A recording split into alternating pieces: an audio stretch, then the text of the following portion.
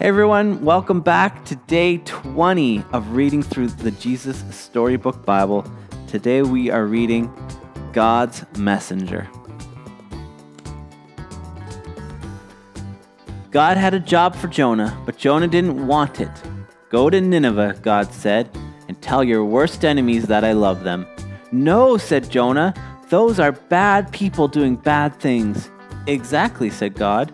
They have run far away from me, but I can't stop loving them. I will give them a new start. I will forgive them.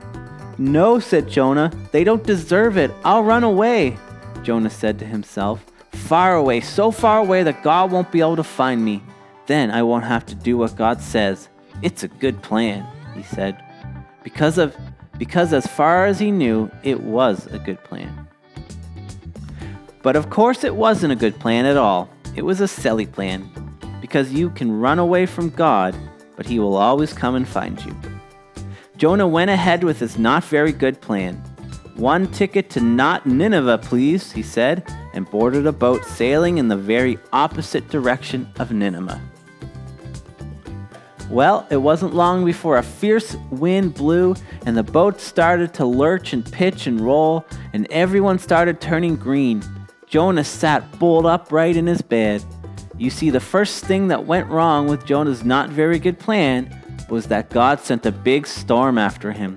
The sailors couldn't sail their ship properly.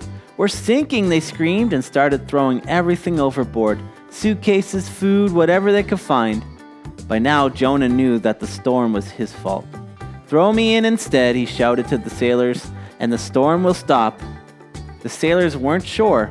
It's the only way you can be saved, Jonah cried. So 1, 2, 3, splash! No sooner had Jonah hit the water than the waves grew calm, the wind died down, and the storm stopped. Just then, when Jonah thought it was all over, when he was sure he was going to drown, God sent a big fish to rescue him. The fish swallowed Jonah whole with one big gulp. Jonah must have thought he died. It was so dark in there like in a tomb. But then he smelled the rotting food and felt the slimy seaweed, and he knew he wasn't dead. He was in the belly of a fish. Sitting there in the darkness for 3 whole days, Jonah had plenty of time to think. Pretty soon he realized his plan was, well, a very silly plan indeed.